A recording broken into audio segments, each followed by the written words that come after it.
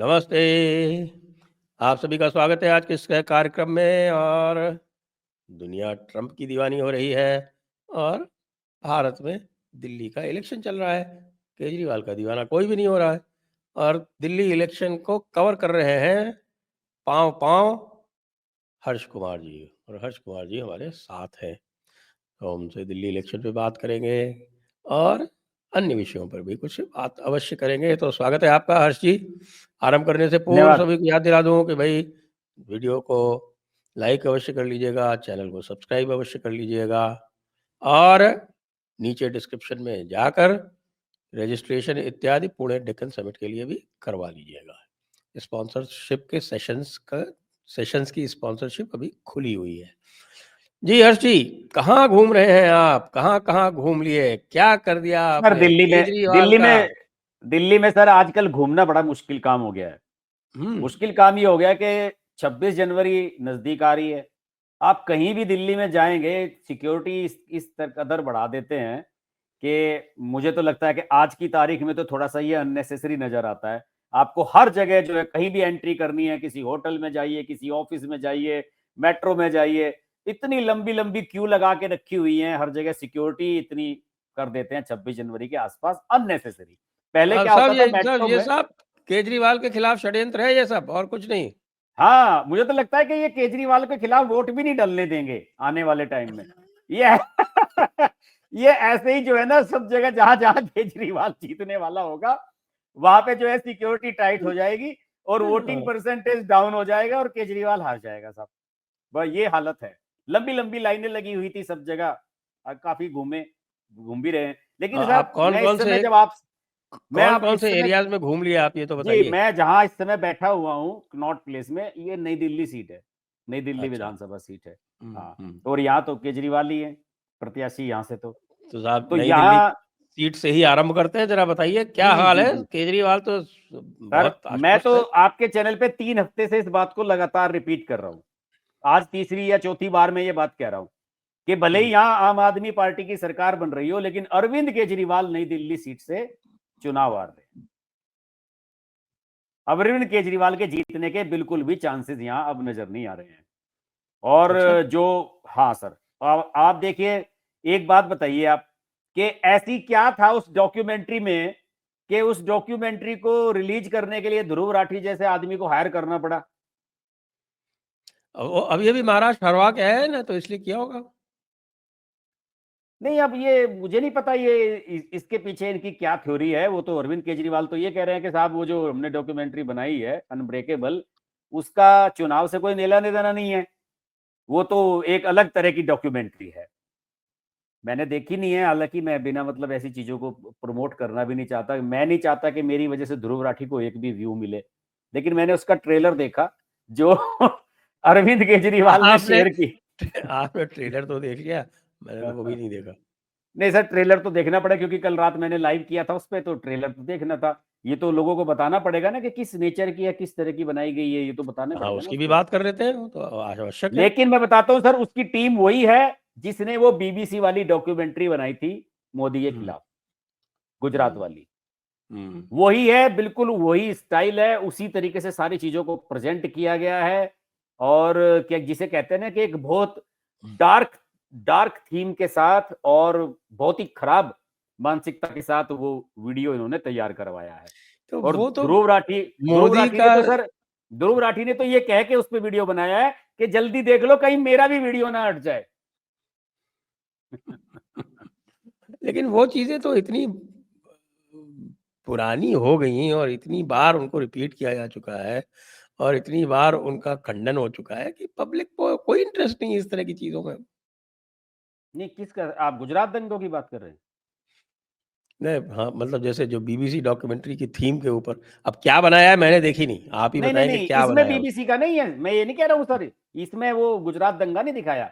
इसमें तो अच्छा। ये दिखाया कि आम आदमी पार्टी के रूप में देश का पहला पॉलिटिकल स्टार्टअप शुरू हुआ था आज से 12-13 साल पहले। वहां से ओ, इसको स्टार्ट किया। अच्छा, हाँ। तो ठीक है साहब, स्टार्टअप में इन्वेस्टर कौन था? इन्वेस्टमेंट इन्वेस्टमेंट तो सब उसमें अरे, शांति भूषण हर का था। स्टार्टअप में एक करोड़ इन्वेस्टमेंट होता है। 1 करोड़ 1 करोड़ रुपए शांति भूषण ने दिए थे सर। अच्छा, तो वो पहला इन्वेस्टर था, तो जी, वो जी। जो इन्वेस्टर है वो अभी एग्जिट मांग रहा है कि नहीं मांग रहा है? उसको तो पहले ही भगा दिया, तो सर उसे वो तो उस एग्जिट टाइम की बात कर तक रहे हो, उनके लड़के को तो बीपीएल किया है इन्होंने। लेकिन साहब, स्टार्टअप से जब कोई एग्जिट होता है तो 1 के 100 बना के होता है। तो यहाँ इन्होंने कितने दिए उसको 1 करोड़ के बदले में? नहीं तो सर उन्हें तो बीपीएल दी है, 1 के 100 तो इन्होंने अपने आप बनाए हैं। तो असल में यही दिख क्या है गया, कि इसी से दिख गया कि आदमी धोखेबाज है। स्टार्टअप में भी धोखाधड़ी कर ली। हाँ, स्टार्टअप में तो कायदे से ये होता है कि एक सिद्धांत स्टार्टअप का ये भी है, मैं आपको बता दूं, हमारे मीडिया इंडस्ट्री में ये कहा जाता है कि अगर कोई भी संस्थान या कोई अखबार, कोई चैनल शुरू होता है, तो जो उसकी लॉन्चिंग टीम होती है ना, वो लॉन्चिंग टीम कभी जो है जो है एग्जिस्ट नहीं कर पाती ज्यादा समय तक। वो जो है उसको तो हटना ही पड़ता है। फिर दूसरी जो टीम आती है, वो उसका कमाया हुआ जो है उसका मजा वो लोग लेते हैं।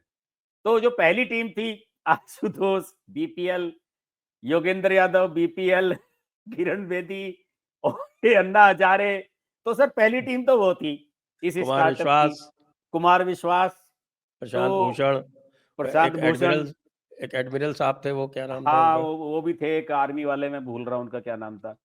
तो ये लोग थे सर। अब वो उनमें से एक भी नहीं बचा। तो कहा जाता है कि जो मलाई खाता है ना, तो वो जो दूसरी पीढ़ी आती है ना, पहले वाली ने तो मेहनत कर दी, आपका स्टार्टअप शुरू करा दिया, अब मलाई खाने की बारी जो है वो दूसरे नंबर की जो दूसरी लेयर आती है उसका है। और मलाई तो आपने खाई, अरविंद केजरीवाल ने भी खाई, मनीष सिसोदिया ने भी खाई, संजय सिंह ने भी खाई, और उन्होंने जेल की हवा भी खाई। उसमें यही दिखाया गया है कि पहले स्टार्टअप शुरू हुआ, फिर उसके बाद जो है सरकार इनके पीछे पड़ी, और एक के बाद एक इन नेताओं को जेल भेजा जाने लगा। वो उस तरह का उसका थीम कुछ बनाया गया। अच्छा, अच्छा। जी तो अब ये जो इन्होंने लॉन्च की इतनी अच्छी डॉक्यूमेंट्री, अब ध्रुव राठी तो भाई आपको पता है वो तो मिलियंस ऑफ व्यूज ले आता है घंटों में। तो जी। निश्चित रूप से उसने तो बहुत जबरदस्त इम्पैक्ट डाला होगा, जैसे महाराष्ट्र में डाला था। नहीं सर, ध्रुव ध्रुव राठी तो बहुत पहले से आम आदमी पार्टी वालों के लिए काम कर रहा है। इसने 3 वीडियो पहले भी बना रखे हैं इनके लिए। 2019 की मैं बताता हूँ आपको। 2019 का जब लोकसभा चुनाव था, तो आतिशी को यहाँ टिकट दिया था लोकसभा का केजरीवाल ने। तो उस समय आतिशी कुछ नहीं थी, इसके पास पार्टी में कोई पद नहीं था। ये केवल जो मनीष सिसोदिया का सो कॉल्ड एनजीओ था, जो यहाँ पे काम करते थे एजुकेशन के सेक्टर में, क्योंकि मनीष सिसोदिया शिक्षा मंत्री थे, तो उसमें ये केवल एक वर्कर के रूप में काम करती थी, एक जैसे कहते हैं मैनेजर, या कह सकते हैं कि सीईओ टाइप, उसका ये काम था। तो उस समय इसने ध्रुव राठी को जर्मनी से बुलाया था, आतिशी ने, और अपना जो काम उसने किया है उस काम का सारा वीडियो बनवाया था। किसी गर्ल्स स्कूल में, सरकारी स्कूल में बैठा के वो वीडियो शूट किया गया था। उसमें बच्चियां दौड़ती हुई, खेलती हुई, पढ़ती हुई, स्मार्ट क्लासेस वो दिखाई गई थी। लेकिन उस वीडियो के बावजूद भी आतिशी चुनाव हारी थी लोकसभा का।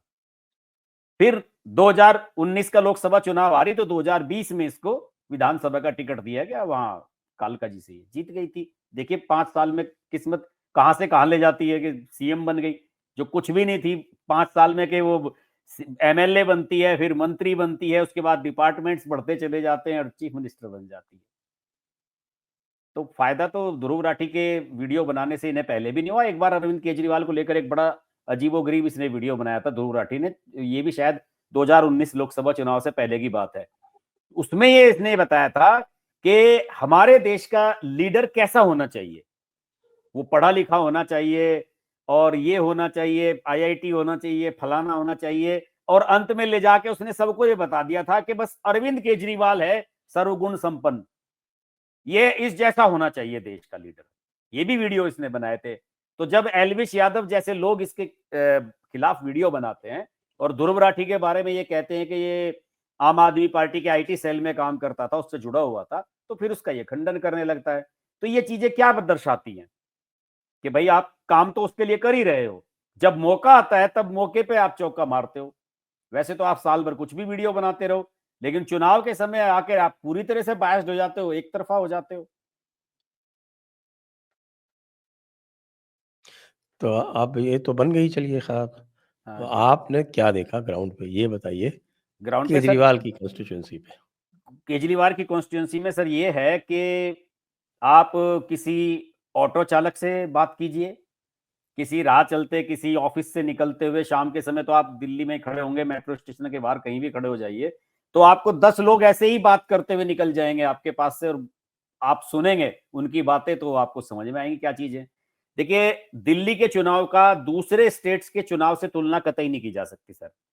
जी। दिल्ली का जो आदमी है वो सर बहुत ज्यादा बिजी रहता है, इतनी भाग दौड़ की यहाँ लाइफ है कि आदमी 5 बजे ऑफिस से निकला तो उसको 9 बजे घर पहुंचेगा, वो मेट्रो भागेगा, फिर बस चेंज करेगा, ट्रैफिक में जाम में फंसेगा। तो दिल्ली में चुनाव को लेकर एज सच इस तरह की चर्चाएं कहीं नहीं होती नजर आती। लेकिन आप अगर किसी ऑटो वाले से बात करें, या फिर जो सड़क के किनारे जो फूड कॉर्नर वाले, स्ट्रीट फूड बेचने वाले लोग हैं, उनसे बात करें, या वहां खड़े होकर आप 10 मिनट बात करें, तो आपको सारी चीजें नजर आती हैं। और इस बार जो मुझे नजर आ रहा है, मैं फिर कह रहा हूं कि अरविंद केजरीवाल के खिलाफ व्यक्तिगत रूप से लोगों में नाराजगी है कि भाई यार ये आदमी बढ़िया नहीं है भाई, ये तो बहुत नौटंकी करता है।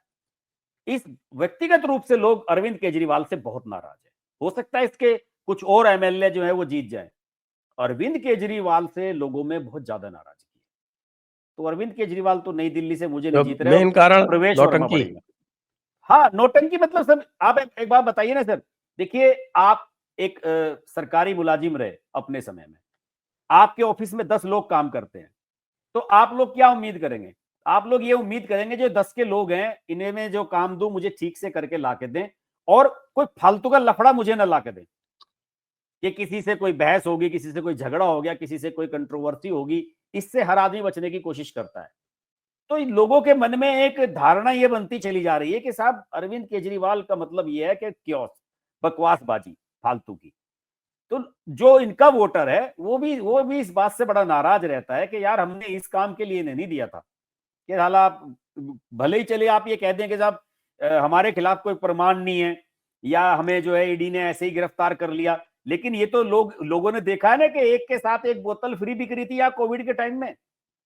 दूसरे, जब कोविड में फर्स्ट रिलैक्सेशन मिला था सर लॉकडाउन में, सबसे पहले दारू के ठेके ही क्यों खुले थे? तो ये बात लोग नहीं हजम कर पा रहे अरविंद केजरीवाल की। इस इन चीजों से लोगों में बहुत ज्यादा नाराजगी, इसलिए मुझे व्यक्तिगत रूप से अरविंद केजरीवाल बड़े खतरे में नजर आ रहे हैं। इनके बाकी लोग भले जीत जाए, मनीष सिसोदिया जीत सकते हैं, लेकिन अरविंद केजरीवाल जो है वो मुझे बड़े खतरे में नजर आ रहे हैं सर। माहौल उनके खिलाफ है। और बाकी जो दो है, प्रवेश वर्मा और संदीप दीक्षित, उनमें क्या स्थिति है? संदीप दीक्षित सर, मैंने शायद पिछले हफ्ते आपके चैनल पे ही कही थी बात, संदीप दीक्षित 5,000 वोट वाला कैंडिडेट भी नहीं है सर। आप ये तो भूल जाइए कि संदीप दीक्षित कुछ यहाँ पे कर लेगा। संदीप दीक्षित कुछ नहीं है, और मैं आपको फिर कह रहा हूं सर, दिल्ली में मुझे नहीं लगता कि कांग्रेस खाता खोल पाएगी इस बार भी। ऐसा मुझे कुछ नहीं नजर आया कि यहाँ पे कांग्रेस के लेके कुछ बहुत बड़ी लहर चल रही है वो कुछ। अब आपको मैं एक बहुत एक्सक्लूसिव बात बताता हूँ। हाँ जी। अरविंद केजरीवाल ने कुछ मीडिया हाउसेस को अप्रोच किया है कि आप मेरे इंटरव्यू लीजिए, और इंटरव्यू में दूंगा आपको धर्म के ऊपर बात करेंगे। धर्म के ऊपर? हाँ सर, सुनिए अच्छा, अच्छा। जैसे तो कि वो ये भगवान राम जंगल में खाना ढूँढने गए थे और वहाँ पर एक स्वर्ण मृग था जो कि रावण था, वो वाली बात? इस नहीं प्रकार का सर, ध्यान देंगे? नहीं नहीं, वो तो ऐसे तो राहुल गांधी भी कहने लगा था कि जहां ये एम्स था यहाँ पे कभी एकलव्य हुआ हुआ करता था। ऐसी कहानी तो राहुल गांधी भी सुनाता है। अरविंद केजरीवाल का आप भूल गए सर? गुजरात चुनाव के समय क्या कहा था कि मैं तो कृष्ण का अवतार हूं, जिस दिन कृष्ण जी का जन्म हुआ था उस दिन मेरा जन्म हुआ था, तो मेरे में तो गुण सारे कृष्ण जी वाले हैं। अरविंद केजरीवाल तो अच्छा, ये अच्छा। कहता है। तो मैंने उन हुँ। पत्रकारों से ये पूछा जिन लोगों को अप्रोच किया गया, बताया जाता है कि इसमें सबसे पहला अप्रोच हुआ रवीश कुमार से। रवीश कुमार से ये कहा गया कि भाई हमें इंटरव्यू, आप केजरीवाल का इंटरव्यू ले लो, जो मर्जी उसके बदले ले लो। लेकिन रवीश कुमार ने इस मामले में अपना एक स्तर बना के रखा। उसने बाकायदा सोशल मीडिया पे लिख के एक पोस्ट डाल दी कि भाई मैं किसी का इंटरव्यू नहीं करता, मेरे से इंटरव्यू के लिए अप्रोच बिल्कुल मत करें। तो मुझे जो सूत्रों ने बताया वो यही बताया कि पहला तो कांटेक्ट उसी से किया गया क्योंकि उसकी व्यूअरशिप बढ़िया है, रवीश कुमार की। फिर उसके बाद बताया जाता है कि कुछ प्रिंट मीडिया के जो पत्रकार हैं, संपादक हैं, उनसे संपर्क किया गया है, जिन्हें आजकल विज्ञापन दिलवा रहे हैं अरविंद केजरीवाल पंजाब सरकार से। और ये कहा गया कि धर्म पे बात करेंगे। क्यों करेंगे धर्म पे बात साहब? धर्म पे बात इसलिए करेंगे कि जब ये तिहाड़ जेल में रहे तो वहां इनका जो है भगवान से साक्षात्कार हुआ। अच्छा। तिहाड़ जेल में। हाँ, श्री आपने औरोबिंदो सर की तरह। आपने सर सुनीता आप केजरीवाल की स्पीच नहीं सुनी थी? जैसे ब्रह्म कुमारी जी के यहाँ कहते हैं कि मैं आत्मा हूं। आपने सुना नहीं था कि वो पहली स्पीच सुनी है, वो जो अरविंद केजरीवाल से जब मिलके आई थी सुनीता केजरीवाल, और उसने एक वीडियो दी थी कि मैं आप हूं, आप मैं हैं। वो जिस तरह से वो जो मेडिटेशन कराते हैं ना ब्रह्म कुमारी जी वाले हाँ, बिल्कुल बिल्कुल, उस अहम तरीके। ब्रह्मास्मि। हाँ, तो उस तरह का जो है वो सुनीता केजरीवाल ने लोगों से आके कहा था कि मैं आप हूं, आप मैं हूं, आप आंखें बंद कर लीजिए, आंखें को बंद करेंगे तो आपके अंदर मैं खुद को महसूस करूंगा, आप मुझे महसूस करेंगे, इस तरह की बातें। तो ये मुझे नजर आ रहा है कि अरविंद केजरीवाल के जो ज्ञान चक्षु हैं वो तिहाड़ जेल में जाके खुले हैं। और दूसरा, अरविंद केजरीवाल ने ये भी अब रियलाइज कर लिया है कि दिल्ली में मुसलमानों के दम पे चुनाव नहीं जीता जा सकता। दिल्ली की जो पॉलिटिक्स है, यहाँ की जो राजनीति का ट्रेंड मैंने देखा है पिछले 15, 20, 25 साल में, यहाँ पे स्वर्ण वोट जो है सर, स्वर्ण प्रत्याशी, स्वर्ण सीएम कैंडिडेट, वो सर यहाँ पे मेन है। वही डोमिनेट करते हैं यहाँ पे। वो जिस तरफ मेजोरिटी में जाते हैं, सरकार सर उसी की बनती है। Middle class, upper middle class Arvind Kejriwal की तरफ गया था, तभी अरविंद केजरीवाल जीत पाया। ये लोगों को गलत फहमी है। 5-7 सीटें हैं जहां पर मुसलमानों के वोट थोड़े ठीक ठाक हैं। बाकी दिल्ली में मुसलमानों के वोटों को आप केवल ये फोकस करके कि मैं मुसलमानों के वोटों को ही फोकस करके चलूं, आप दिल्ली का चुनाव नहीं जीत सकते। तो हो सकता है कि 12% ही तो अरविंद है, 12 केजरीवाल साढ़े 12%। इससे भी कम होंगे शायद, इससे भी कम होंगे। मुझे एग्जैक्ट आंकड़ा यहाँ नहीं पता कितने हैं, लेकिन बहुत कम है। और वो इस तरीके से है कि वो 12% भी जैसे वहां पे है ना बिहार में, कि वो कुछ ही सीटों पे ज्यादा हैं, बाकी सीटों पे नहीं है। अब आप हाँ, वो इधर, पॉकेट्स हैं इनकी, ओखला है, हाँ सीलमपुर है, हाँ, वो ओखला इस तरह की। सीलमपुर है, इधर चांदनी चौक का कुछ थोड़ा सा इलाका है, और ये सब की हाँ, सीटें बल्ली हैं, मरान पुरानी वगैरह दिल्ली है ये वाली है सब। जो। जी जी जी, मटिया महल वगैरह, तो ये कुछ इस तरह की सीटें हैं जहां पर उनका थोड़ा सा प्रभाव है। तो वहां पे उनके सामने विकल्प भी है, वहां कांग्रेस भी है, कांग्रेस के भी कैंडिडेट ठीक ठाक लड़ रहे हैं। तो जी ये तो बड़ा गड़बड़ है साहब। हमारे केजरीवाल ही नहीं रहेंगे तो आम आदमी पार्टी का क्या होगा?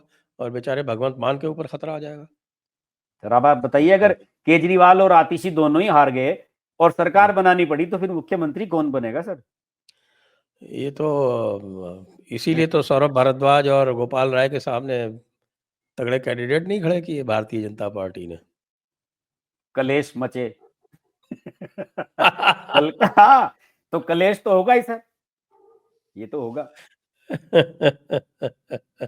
बड़ा और दिलचस्प कौन-कौन सी चुनाव है। सीटें देखी आपने साहब?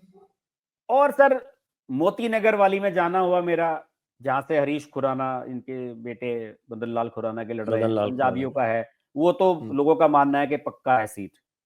कपिल मिश्रा हुँ। वाली भी लोग सीट पक्की मान रहे हैं इस बार। तो कपिल मिश्रा चुनाव भी बढ़िया लड़ रहा है। और हाँ, वो तो जुझारू है, वैसे भी है, और उसकी तो वो हाँ आपके सनातनी हिंदू वाली छवि भी है बहुत अच्छी, और हाँ, वक्ता भी बहुत अच्छा है वो। बिल्कुल बिल्कुल, और एक्टिव बहुत है अपने क्षेत्र में। और अभी कल परसों जो है, परसों शायद, अनुराग ठाकुर ने उसके लिए बहुत बढ़िया सभा करी है, पन्ना प्रमुख वगैरह ये सब बुलाए थे। तो उसके लिए लोग जुटे हुए भी हैं, प्रयास भी कर रहे हैं। बढ़िया भी चल रहा है उसका हिसाब किताब। तो यही सीटें हैं, बढ़िया चल रहा है चुनाव। ये तो आपका जो मुस्तफ़ाबाद सीट है मोहन सिंह बिष्ट वाली, वो भी निकलेगी आराम से। हो सकता है सर, वो कैंडिडेट मुस्तफाबाद से मोहन सिंह बिष्ट पहले भी जीतते रहे हैं। वो पहली सीट यही हुआ करती थी उनकी करावल नगर में, तो वो बाद में गए थे जब ये नई सीट बनी थी। वो निश्चित रूप से बढ़िया सीट है इनके लिए। उससे पहले मेरे ख्याल में यहाँ से एक आध दफे जगदीश प्रधान भी शायद जीते हैं इस सीट से, अगर जहाँ तक मुझे याद आ रहा है। तो वो भी, वो सीट भी बीजेपी की ठीक ठाक सीट है, तो उसे भी निकल जाएगी सीट। अब की बार सर, आज की तारीख में अगर आप करने बैठे, मैंने अभी वो लिस्ट नहीं बनाई, वरना मैं आपको बताता कि अगर हाँ। आप की तारीख में आज करने बैठे तो 20-25 सीट तो बीजेपी की बिल्कुल श्योर है सर। लेकिन दिक्कत यहाँ बीजेपी, यहाँ सबसे बड़ी दिक्कत ये है कि सर यहाँ अगर आपके पास 36 के बजाय 35 भी रहेगी ना तो यहाँ सरकार बनेगी नहीं। यहाँ इतना पेचीदा मामला है सर, क्योंकि यहाँ वो बात नहीं है कि साहब 4 निर्दलीय आगे या छोटा दल वाले आगे या लोक जनशक्ति पार्टी वाले आगे। यहाँ इतना बड़ा है कि आपको 36 सीट लानी ही लानी है, बात बनेगी नहीं उसके बिना। ये यहाँ पे पेच फंसता है सर। और अगर ऐसा होता है, देखिए बीजेपी वालों ने तो अपना गेम शुरू कर दिया है। कुछ जगह तो बीजेपी ने इस तरह का भी प्रचार शुरू कर दिया है कि भाई इन्हें कांग्रेस वालों को वोट मत देना, क्योंकि कांग्रेस वालों को अगर वोट दोगे तो ये इन्हें समर्थन देके बना लेंगे। इस बात से अरविंद केजरीवाल को भी परेशानी हो रही है। उसे ये लग रहा है कि इससे अगर बीजेपी ऐसे करेगी तो ध्रुवीकरण की भी चांसेस उसे नजर आ रहे हैं। तो वो इसका खंडन कर रहे हैं बार बार कांग्रेस वाले कि नहीं हम सपोर्ट नहीं करेंगे। हालांकि इसमें केजरीवाल का फायदा है कि अगर बीजेपी ये कह रही है कि साहब ये इनको वोट मत देना, तो ये करेंगे तो उसको तो फायदा है। जो वोटर कांग्रेस की तरफ जाने वाला था वो फिर आम आदमी पार्टी की तरफ वापस जाएगा। लेकिन 5-7% वोटों का जो शिफ्ट होगा उसमें खेल काफी होने वाला है। जो समीकरण मुझे बनते हुए नजर आ रहे हैं, चुनाव तो बराबर का है, लेकिन मुझे बाद में लगता है कभी कभी कि छत्तीसगढ़ ने जिस तरह से चौंकाया था, कहीं दिल्ली भी ना चौंका दे। छत्तीसगढ़ आप देखिए, जब चुनाव राजस्थान, मध्य प्रदेश, छत्तीसगढ़ में हुए थे, छत्तीसगढ़ को कल कोई भी सर श्योर नहीं मान रहा था। इवन सर्वे तक ये कहने लगे थे कि भूपेश बघेल वापस आएगा, यहां तक कहा था लोगों ने। लेकिन छत्तीसगढ़ में बल्कि ज्यादातर लोगों का यही विचार था कि छत्तीसगढ़ में भूपेश बघेल वापस आएगा। हाँ हाँ, बिल्कुल ज्यादातर लोगों का यही विचार था। और देखिए वहां कैसे चमत्कार हुआ। तो दिल्ली में भी हो जाए तो इसकी हरियाणा का संभावना ही से देख इनकार लीजिए नहीं। ना, हरियाणा का ही। हाँ, हरियाणा में तो क्लियर कह रहे थे लोग कि कांग्रेस आ रही है, भूपेंद्र सिंह हुड्डा अपने बेटे को सीएम बनवाना चाहते हैं, दीपेंद्र हुड्डा सीएम बनेगा। खूब चली थी बातें यहाँ की तो। अच्छा, ये एक बात और बताइए आप कि जैसे अब चर्चा ये चल रही है कि साहब कि यदि जीते तो परवेश वर्मा जो है वो मुख्यमंत्री बन सकते हैं, तो इसका जो 8-10 जो ये जाट बाहुल्य सीटें हैं आपके आउटर दिल्ली में, हाँ हाँ बिल्कुल सर, यहाँ पे तो उनके ऊपर 8 टिकट तो कम से कम बीजेपी देती है यहाँ जाटों को। मुझे तो लगता है कि तो इस उस बार 1-2 को कम ही मिला है, वरना 8-8 9-9 तक लड़े हैं यहाँ तो चुनाव जाट। तो इसका कोई इम्पैक्ट दिख रहा है क्या आपको? क्योंकि नॉर्मली क्या हो रहा था, जब भी ये था कि साहब कि जब से इन्होंने खट्टर को बनाया था, तब से जो है वो ये कहा जाता था कि साहब कि जाट नाराज है हरियाणा में, या आपने नॉन जाट को बना दिया। लेकिन इस बार अगर ये परवेश वर्मा को प्रोजेक्ट किया है, जैसे अनऑफिशियली सही, लेकिन लोग बातचीत करते हैं कि साहब परवेश वर्मा बन सकता है, तो इसका कोई इम्पैक्ट है क्या, ये आपकी जो सर ऐसा जाट है, बाहुल्य कॉन्स्टिट्यूंसीज में? देखिए किसी ने प्रोजेक्ट नहीं किया प्रवेश वर्मा को। प्रवेश मीडिया ने वर्मा को किया है। कौन, नहीं मीडिया में ने भी नहीं किया सर। मीडिया ने भी केजरीवाल ने जो शुरू में ट्वीट वगैरह कर दिए थे कि प्रवेश वर्मा को सीएम कैंडिडेट बीजेपी बनाने वाली है, ये केजरीवाल का एक डर था, भय था उसके मन में कि इस तरीके से जो है कि शायद प्रवेश वर्मा मेरे सामने चुनाव ना लड़े। लेकिन बीजेपी ने इस पे कान नहीं दिया है। और उसके बाद तो आप देखिए ये खुद ये कहने लगा कि रमेश भी धूड़ी को सीएम बनाने वाले हैं, प्रवेश वर्मा को छोड़ दिया। तो ये जो एक नैरेटिव बनाने की कोशिश की गई है, ये आम आदमी पार्टी की तरफ से चला है, बीजेपी की तरफ से कोई ऐसा नैरेटिव है नहीं। और लोग जो ट्रेंड समझ रहे हैं, पिछले चुनाव के आप ट्रेंड देखिए, जो अन्य राज्यों के चुनाव हुए हैं, कहीं पे भी अगर कोई मुख्यमंत्री है सिटिंग, जैसे योगी जी थे या शिवराज सिंह चौहान थे, तो वहां तो मजबूरी थी कि फेस वही रहेंगे। लेकिन कहीं पर भी इस तरह से सीएम फेस, जहां वो विपक्ष में की पार्टी है बीजेपी, कहीं पे भी सीएम फेस तो डिक्लेयर करके लड़े नहीं। कौन जानता था विष्णुदेव साय को और इन्हें, जो वो बने हैं वहां के उड़ीसा वाले, कौन मोहनलाल जानता था? यादव और भजनलाल मोहनलाल शर्मा। यादव, कोई कोई भी नहीं जानता था सर इन्हें। तो यहाँ पे कोई ऐसा मैसेज नहीं है। और सर दिल्ली वाले, मैं फिर कह रहा हूँ, दिल्ली वाले तो 3-4 दिन पहले ही चुनाव का मूड बनाते हैं। अभी दिल्ली में चुनाव का मूड ऐसा नहीं है कि साहब यहाँ हर नुक्कड़ चौराहे पे चुनाव की चर्चा हो रही है। पोस्टर वोस्टर अब कहीं लगते नहीं है। आप सड़क पे निकल जाओ, कहीं होर्डिंग पोस्टर नहीं आपको दिखाई देगा, कहीं पे कुछ नहीं इस तरह का प्रचार होता हुआ नजर आ रहा है। सब कुछ सोशल मीडिया, अखबारों में, टीवी चैनल्स पर, उसी के माध्यम से सर चुनाव चल रहा है यहाँ तो। और अब की बार लेकिन जो चुनाव आयोग ने सर ये बुधवार का दिन तय किया है ना मतदान का, ये बड़ा दिलचस्प कदम है सर। यहाँ कुछ प्लानिंग नजर महाराष्ट्र में आती भी है। यही किया था ना? हाँ, महाराष्ट्र का जो फॉर्मूला सक्सेसफुल रहा ना, वो इंप्लीमेंट किया है। उस दिन तो राजीव कुमार ने कहा भी है प्रेस कॉन्फ्रेंस में कि हमने महाराष्ट्र में भी ऐसे ही रखा था और वहां ये सफल रहा, मतदान प्रतिशत बढ़ा। इवन मुंबई में लोगों ने बहुत बढ़िया वोटिंग किया था। तो कोशिश तो यही है इनकी कि वोटिंग बढ़िया हो। और ये जो सीट है ना नई दिल्ली वाली, ये सर सबसे खराब सीट है, मैं आपको बता दूं। यहाँ यहाँ 35-40% वोटर होता वोट, है वोटिंग। हाँ यहाँ वोट डालने नहीं जाता कोई सर। इनकी इसकी हालत बड़ी खराब है। मैं इनकी इसकी हालत वैसी है जैसे ये बेंगलुरु बेंगलुरु है साउथ के, हैदराबाद हैदराबाद में वोट डालने जाते नहीं है लोग बाग यहाँ पे। तो बुधवार का दिन सही चुना गया है, वो वीकेंड वाला चक्कर नहीं होगा कि भाई वोट तो डाल लो, घर पे रहो लेकिन वोट डाल के आओ। और कुछ बूथ भी बढ़ाए जा रहे हैं इस बार सर, जैसे मुंबई में इन्होंने किया था ना, वो प्रयोग बड़ा सफल रहा। सोसाइटीज जितनी भी हैं, सोसाइटीज के बूथ लगा दिए गए थे अंदर ही, कहीं जहां पे 1000 फ्लैट हैं वहां पे लगा दिया। तो इस तरह बताया जा रहा है कि यहाँ इस बार भी बूथों की संख्या भी यहाँ दिल्ली में भी बढ़ाई जा रही है। तो उससे क्या होता है कि लोगों को बस अपने फ्लैट से नीचे उतरो लिफ्ट से, वोट डालो और चले जाओ। तो आलसी लोग हैं ना भाजपा के वोटर, वो तो जाते नहीं, ज्यादा दूर लाइन में लगते नहीं है।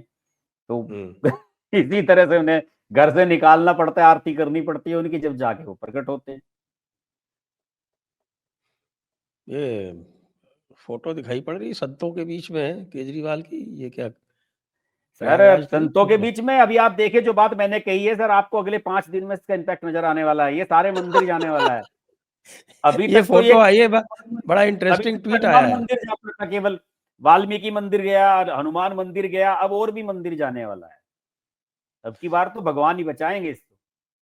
ये देखिए इसमें लिखा है किसी ने कि समुद्र मंथन में अमृत के निकलने के बाद जब अमृत बांटा जाने लगा, तब स्वर भानु नाम का असुर अमृत पीने की लालसा में अपना रूप बदलकर सूर्यदेव और चंद्रदेव के मध्य बैठ गया। तो ये किसने किया है शेर ये? ये ऋषि वागड़ी का है, उसमें दो तरफ संत है, अच्छा अच्छा बीच में अच्छा अरविंद अच्छा, केजरीवाल है। मीम मीम है ये। नहीं नहीं, ट्वीट है, फोटो है, ट्वीट है। हाँ स्वर भानु नाम का असुर। अच्छा चलिए, ये तो बात हो गई आपकी जी दिल्ली की। अब दिल्ली में एक बात और सुनी है कि साहब की योगी जी की मेगा सभाएं होने वाली हैं, साहब हाँ बिल्कुल। 13-14 सभाएं योगी जी जी की जी होने जी वाली हैं। होने वाली है। देखिए सर क्या है कि जो जमुना पार का इलाका है, शादरा साइड का, जैसे आप जमुना पार करेंगे तो उधर कई सीटें हैं, विधानसभा की सीटें, और वहां का जो वोटिंग पैटर्न है ना सर, वो बिल्कुल उत्तर प्रदेश जैसा ही होता है। जो गाजियाबाद से मिलती हुई हैं, लोनी से मिलती हुई सीटें हैं, ये जो पूरा इलाका है सर शादरा वाला, ये यहाँ पर वोटिंग पैटर्न लगभग यूपी वाला ही चलता है। तो वहां पे तो इनकी रैलियां होने वाली हैं, और वहां पे उत्तराखंड और उत्तर प्रदेश के लोग बड़ी भारी संख्या में रहते हैं। मनोज तिवारी को यही लोग तो जिताते हैं हर बार। मनोज तिवारी 1.5 लाख वोट वहां से ले जाता है इनकी क्लियर, और जीत जाता है मनोज तिवारी हर बार। तो ये सीटें तो महत्वपूर्ण है ही। रिंकिया के पापा। जी, रिंकिया के पापा।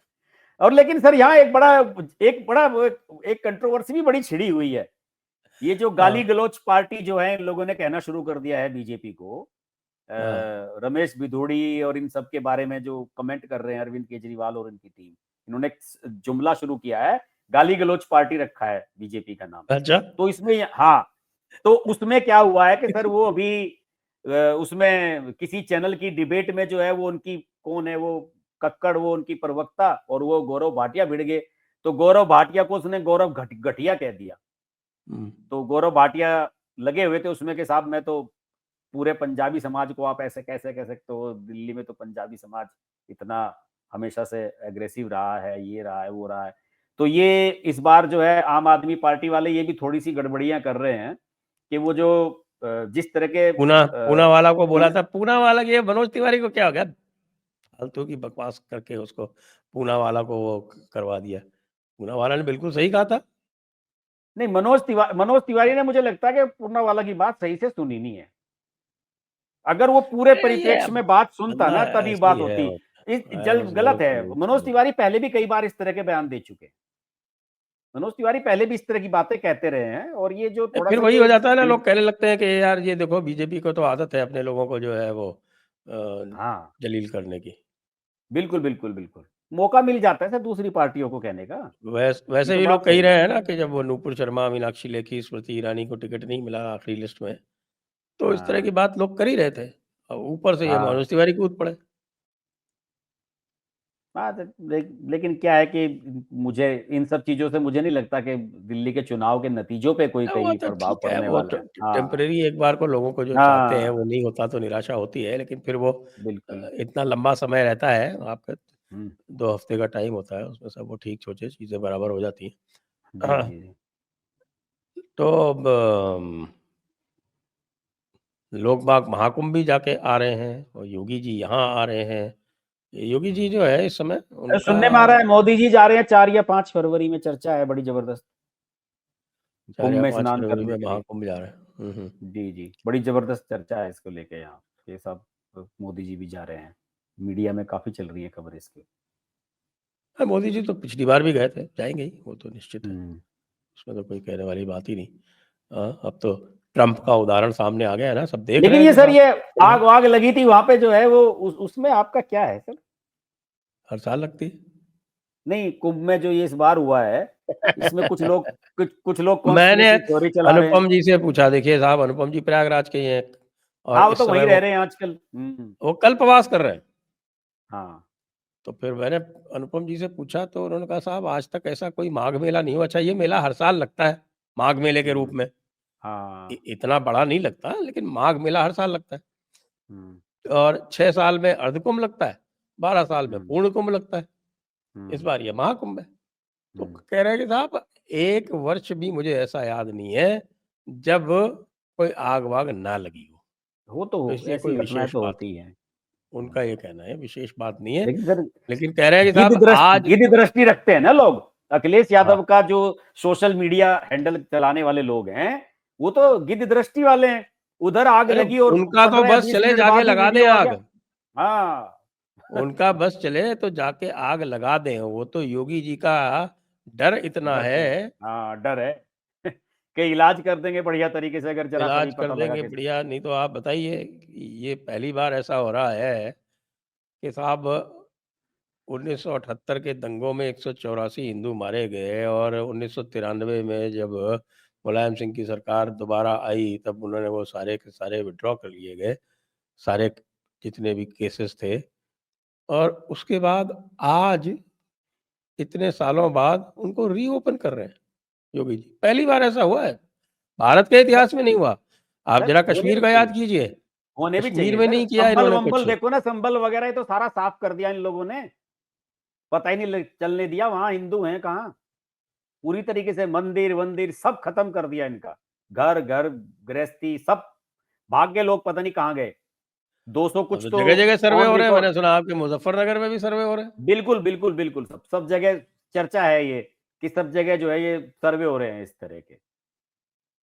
सब जगह हो रहा है सर। और हमारे राहुल गांधी जी पे क्या असर पड़ा साहब? जॉर्ज सोरोस की अ, अकाल, जिसको कहूँ मैं कि काल का ग्रास बन गए वो उनकी अकाल मृत्यु ही कहेंगे कम से कम एज़ डीप हिंडनबर्ग के स्टेट बारे में एजेंट। कह रहे हैं क्या आप, हिंडनबर्ग वाला? हिंडनबर्ग वाला जो है वो चला गया हम्म, और इनको जो है वो राहुल गांधी को ये सिखाया गया है कि आप एंग्री यंग मैन बने रहो। तो आजकल देखा ना आपने, एंग्री यंग मैन हमेशा गुस्से में हम्म। रहता है, ऐसे ऐसे वो पह, वो आग वो चला पहले के। से ही है सर, वो तो हमेशा ही नहीं रहता है, नहीं, वो तो ऐसे ही पहले रहता तो है। लल्लू लगता था बिल्कुल, पुराने देखिए इसके। हम्म। ये तो अभी मेकओवर किया है ना कुछ ही दिनों में लेकिन किसी चीज लेकिन का। सर, क्या आप भी तो बताइए, हिंडनबर्ग वाले में जो है, मुझे तो यही लगता है कि ट्रम्प आ गया है तो ये सब भाग रहे हैं वहां से। मुझे तो यही लग रहा है कि भाई यार ट्रम्प आ गया, भाग लो सब, अरे साहब जॉर्ज बोरिया सोरोस बिस्तर का समेट कोई, लो। मैंने बताया जॉर्ज सोरोस की डीप स्टेट एजेंट के रूप में जो अकाल मृत्यु हुई है, उससे ये पूरा सिस्टम हिला हुआ है। दूसरे ट्रम्प जैसे ही आया है वो धमाके पे धमाके कर रहा है। अरे सर, लोगों को ये लगता है कई कल बार कि स्पीच साहब सुनी कि ठीक आपने है। सर? डोनाल्ड मैं ट्रम्प की कल की स्पीच लाजवाब। पूरी सुनिए, मैं 1 मिनट में ज़रा हाँ कंप्लीट कर लूँ उसको, जी। उस पे आएँगे भी बाद में। लोगों को ये लगता है कि भई पॉलिटिशियंस का काम है, वो अनाउंसमेंट करते हैं but they don't mean it. हाँ। बहुत सारी चीज़ें आप देख लीजिए, मोदी जी ने पता नहीं कितने अनाउंसमेंट किए जो अभी तक इन्होंने पूरे नहीं किए। हम्म, इल्लीगल इमिग्रेशन का अनाउंसमेंट तो उन्होंने 2013 में किया था और इल्लीगल इमिग्रेशन में आज किसी से पूछो तो वो आपको तरह-तरह की वो बताएँगे कि वो स्टेट गवर्नमेंट नहीं है हमारी, इसलिए हम नहीं कर सकते। भैया सिटीज़नशिप एक्ट तुम्हारा, फॉरेनर्स एक्ट तुम्हारा, सारे एक्ट तुम्हारे, सुप्रीम कोर्ट ने आपको कह दिया आप इनमें कार्रवाई कर सकते हैं, क्यों नहीं कर रहे हैं? फिर भी कहते हैं नहीं वो क्या है कि वो ममता जी कोऑपरेट नहीं करती। नहीं, ममता जी कोऑपरेट नहीं करती नेशनल इश्यूज़ में। आपने कभी उनको जो बाइंडिंग डायरेक्शन का प्रोविज़न है कॉन्स्टिट्यूशन में वो दिया? नहीं दिया। बस एक बहाना बना के वो काम नहीं करना। इस बंदे ने आके पहले दिन जितनी बातें कही थीं, सबको इम्प्लीमेंट कर दिया, जबकि सब में आप उनको पता है कि हर एक में लीगल चेंजेस होंगे। हाँ। और यहाँ आप ज़रा समर्थकों से पूछ लो आप बीजेपी के कि ये काम क्यों नहीं किया, ये काम क्यों नहीं किया? अरे वो सुप्रीम कोर्ट जो है ना वो इसको अटका देगा। लो जी,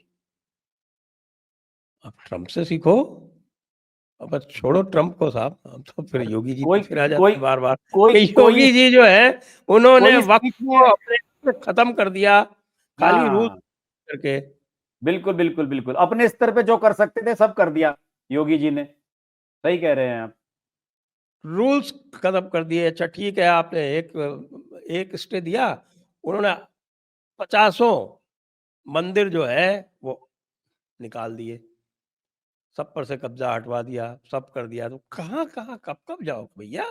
किसके-किसके यहाँ क्या-क्या करोगे? प्रशासन यदि चाहे तो कुछ भी कर सकता है। ये मेरा अनुभव है 35 साल प्रशासनिक सेवा में रहने का। बस हुँ। ये है कि ऊपर वाला जो है उसमें ये एक लोगों में नीचे ये विश्वास होना चाहिए कि ऊपर वाले की ये इच्छा शक्ति है और वो हमको बैक करेगा। बस इतनी सी हाँ, है, एडमिनिस्ट्रेशन बिल्कुल। में बहुत ज़्यादा कोई दाँव-पेच नहीं है। सर वो कोई स्पीच दे ही नहीं रहा था डोनाल्ड ट्रम्प की मैंने जो सुनी। वो केवल वन नाइन लाइनर फेंक रहा था। आपने देखा? One liner. हम ये करेंगे, आज से हमारा ये हो गया, आज से फलाना डे मनाया जाएगा, आज से ये चीज़ होगी, साउथ को लेके जो हमारी पॉलिसी है, मेक्सिको को लेके आज से वो ये लागू हो गई। सब आज से ही कह दिया उसने, स्ट्रेट एकदम। इलॉन हाँ, तो मस्क तो डांस ये कर रहा था, नाचते हुए वीडियो आ रहे हैं उसके। वीडियो आ रहे हैं, डांस कर रहा है एलन मस्क तो उसके एक एक अनाउंसमेंट पे। नहीं, ये पूरा का पूरा जो हमारे यहाँ का जो कबाल है, जो इकोसिस्टम है, इसको पंचमक्कार कहते हैं हम लोग। उसको बहुत तगड़ा झटका लगा था। इतना तगड़ा झटका लगा है कि आप अभी देखो ये चुप बैठे हैं। आप देखें ये ज़्यादा बोल नहीं रहे। क्यों नहीं बोल रहे हैं?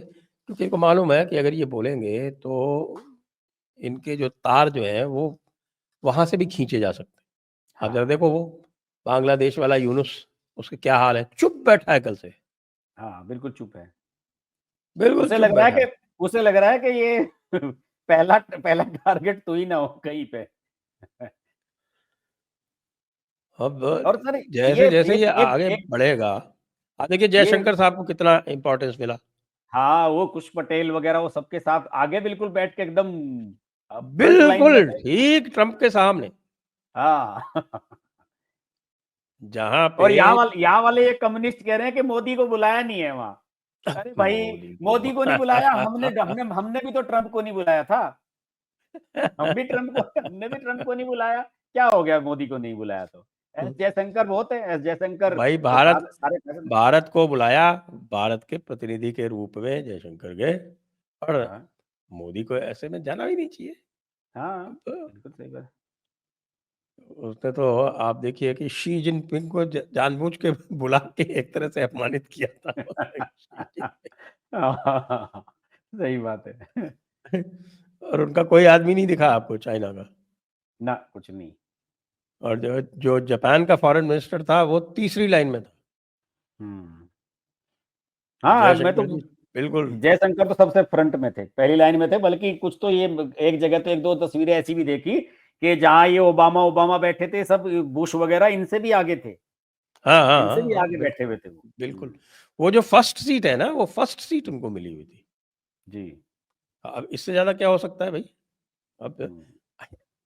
वामपंथियों का काम तो हर चीज़ लेकिन में करना है सर ना, वामपंथियों का सबसे हिंडनबर्ग हिंडनबर्ग पे किसी ने वीडियो नहीं बनाया सर।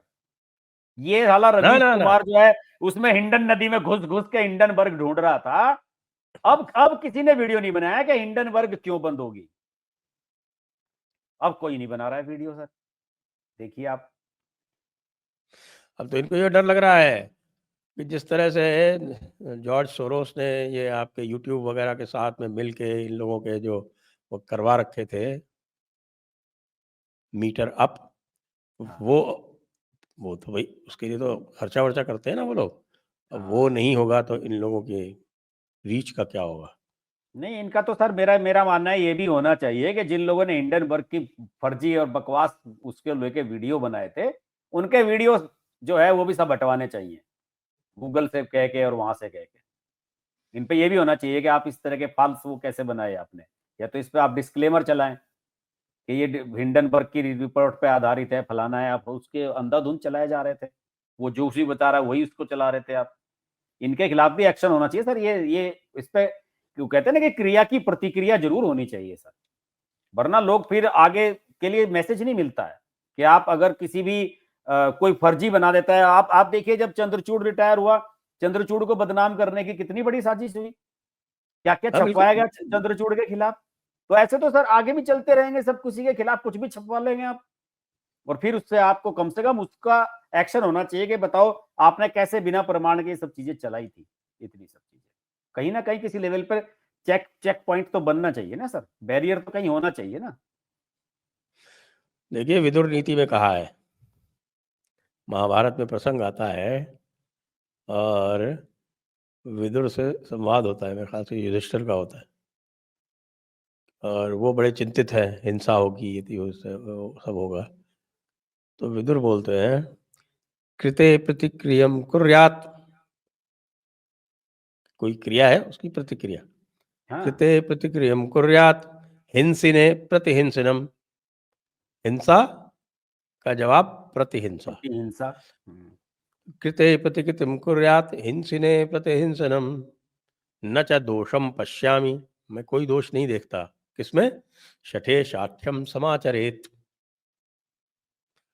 शठे शाठ्यम समाचरेत, दुष्ट के साथ दुष्टता का बर्ताव। हाँ इतनी सिंपल सी चीज है। बिल्कुल होना चाहिए सर। लेकिन इसमें मैं जरूर है भाई कि हमारे मोदी जी जो है वो कई बार अत्यंत उदार बनने का प्रयास करते हैं कि हमने उसको माफ कर दिया ना, ये माफी के काबिल नहीं है ये बदमाश, ये पृथ्वीराज चौहान वाली गलती न करें मोदी जी। हाँ सही बात है।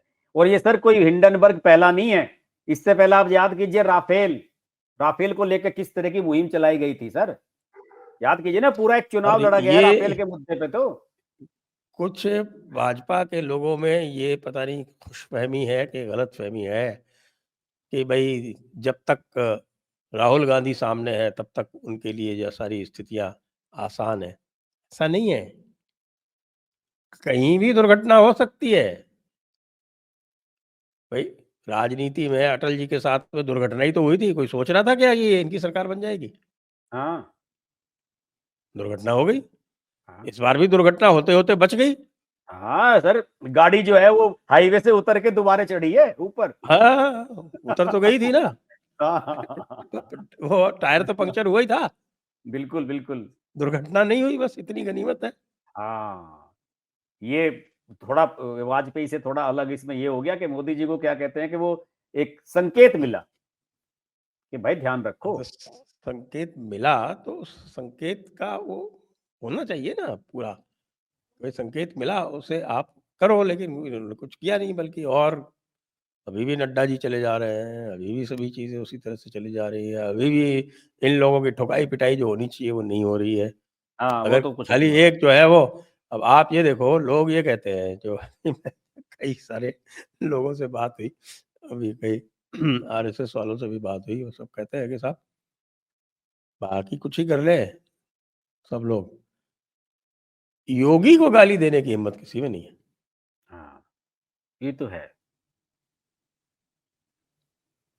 योगी के बारे में तो एक बार जो है बोलने की गलती खड़गे ने करी थी, वो खड़गे की फिर जो चिट्ठी निकाल के लाए योगी जी के भैया योगी जी, वो खड़गे जी बताओ आपके तो माँ को मार दिया था, मुसलमानों ने भूल गए क्या क्या इतिहास निकाल के लाए योगी जी। योगी जी तो वो इस मामले में प्रकाट पंडित भी तो है ना, वो नंबर 1 के। वो सब चिट्ठी पत्री सारी की सारी लेके आ गए। तो कोई आदमी अनजाने में अगर बोल दे तो अलग बात है, वरना जानबूझ के तो योगी जी से अब अखिलेश यादव ने बोलना बंद कर दिया। पहले विधानसभा में खूब चिल्लाता था वो, अब अखिलेश यादव के जितने भी ये सब विधायक वगैरह मैं देखता हूँ, अब योगी जी पे डायरेक्ट कुछ नहीं प्रहार करते। बिल्कुल सही है। जी। तो अब योगी जी जब आएँगे यहाँ पे तो वो योगी जी वाक्पटु भी हैं, व्यंग्य भी बड़ा अच्छा करते हैं, मुस्कुरा के लगाते हैं कस-कस के। बिल्कुल, बिल्कुल। उनका आप उनका बोलने का अंदाज़ और उनका जो मैं देखता हूँ ख़ास तौर से जिसे शुद्ध हिंदी में पत्रकारिता की भाषा में कहते हैं ना वाक्य विन्यास, उसका जवाब नहीं होता सर, बहुत बेहतरीन बनाते हैं योगी जी। अब मेरा मानना है कि आज के दौर के सबसे बेहतरीन वक्ताओं में से या तो मैं जैसे अमित शाह या सुधांशु त्रिवेदी को सुनना पसंद करता हूँ, योगी जी। जवाब नहीं है, बढ़िया बोलते हैं योगी जी। और योगी जी की एक और बात है, एक तो जी। वो प्रेस से भागते नहीं बिल्कुल। हाँ। अक्सर प्रेस कॉन्फ्रेंस करते रहते हैं। हाँ, वो तो रोज़ मीडिया से बात करते हैं। हाँ, वो मीडिया से बात करते हैं, उनसे कोई सवाल पूछ लो आप। हाँ, वो डेली की डेली रूटीन तुरंत पे भी जो है कमेंट कर देते हैं। तुरंत हाज़िर जवाब मिलेगा उनको। हाँ, और उस दिन देखिए सर आग लगी, 15-20 मिनट के अंदर ही हेलीकॉप्टर लेके ऊपर मंडरा गए थे योगी जी। पता नहीं कहाँ से प्रकट हुए, हाँ, वहीं हाँ, थे नहीं क्या? वो उस दिन प्रयागराज में ही थे और मेले में ही अच्छा, थे। अच्छा। मेले में ही थे, जिस हाँ। तभी तो हाँ, मैं जिस देख रहा हूँ समय कि यह एकदम घटना हुई। हेलीकॉप्टर लेके निकल पड़े वहाँ पूरा राउंड लेने के लिए वो। तो वो वहीं थे और इसलिए वो आपको तुरंत दिखा और इसमें ये बिल्कुल जो है इस तरह का हुआ। अब मिल्कीपुर में योगी जी का टेस्ट है, हाँ। लेकिन घबराया कौन हुआ है? हमारे कलेश बाबू। कुछ लोग उनको अकल्लेश कहते हैं, कुछ लोग उनको कलेश कहते हैं। वो तो 7 सीट हार के बैठे हैं बेचारे, घबराएँगे ही वो। अभी-अभी हारे हैं। तो इसी तरह उल्टी-पुल्टी बातें करते घूम रहे हैं। तो जो भी है, मज़े आएँगे उनके, उनको भी देखेंगे। अगले तो अगले आइए सप्ताह सर मिल्कीपुर पे बात करेंगे अगले सप्ताह। मिल्कीपुर भी उसमें ऐड करेंगे। वो वीडियो हुँ, बहुत बड़ा लंबा हो जाता है वरना। दिल्ली प्लस मिल्कीपुर अगली बार रखते हैं सर, अगले वीक का। बिल्कुल, बिल्कुल। तब तक जी। मिल्कीपुर भी पक जाएगा थोड़ा और। हाँ, हालाँकि हाँ, मिल्कीपुर वहाँ के से जो मेरे पास इनपुट आ समाचार आ रहे जाएँगे। हैं वो ये है कि साहब मिल्कीपुर तो एक तरफ़ा जाता दिख रहा है हुँ। भाजपा की तरफ। तो बगल वाली जो सीट है इनकी कटहरी, वो तो पता नहीं कब से नहीं जीते थे ये। उसको भी जीत रहे हैं और अच्छी खासी मार्जिन से जीते। और ये तो योगी जी ने स्वयं के लिए चुनी थी ना, कटहरी हुँ। और मिल्कीपुर। ये 2 सीटें उन्होंने स्वयं के लिए चुनी थी, कि हाँ, या इनको उनके मैं खाते देखूँगा में। पर्सनली, हुँ। उनके खाते में थी। तो इसलिए जो वो राजा हैं अयोध्या के, वो आजकल ये कहते घूम रहे हैं कि साहब देखिए हमारे परिवार में सभी का नाम जो है, वो मर्यादा पुरुषोत्तम राम के नाम पर ही है। जी, जी, जी। आपने बताया था पिछले सप्ताह भी हमारी चर्चा हुई थी इस पे। जी। तो आजकल वो हाँ, उनकी टोन बदल गई है, तो उसी से समझ जाइए। वही तो है सर। अब सब इसी तरफ भाग रहे हैं। केजरीवाल जो है अध्यात्म पे बात करना चाहता है। अब सबको याद आ रहे हैं। भगवान याद आ रहे हैं अब सब। आइए आज की चर्चा को अब यहीं पर विराम देते हैं। सभी दर्शकों को बहुत-बहुत धन्यवाद। हर्ष जी को बहुत-बहुत धन्यवाद। जय हिंद, जय भारत, वंदे मातरम।